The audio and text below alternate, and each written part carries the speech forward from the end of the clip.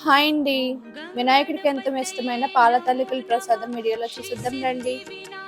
ఈ పాల తాలికల ప్రసాదం వినాయకుడికి చాలా ఇష్టమంటండి. ఈ వంట చేసుకోవడం కోసం స్టవ్ వెలిగించుకుని ఒక కడాయి పెట్టుకుని అందులోకి 1 కప్పు నీళ్లు వేసుకుని చిటికెడు సాల్ట్, 2 స్పూన్స్ పంచదార, 1 టేబుల్ స్పూన్ నెయ్యి వేసుకుని నీళ్లు మరిగిపోయాక పిండి వేసుకుని బాగా కలుపుకుని మగ్గించుకోవాలి.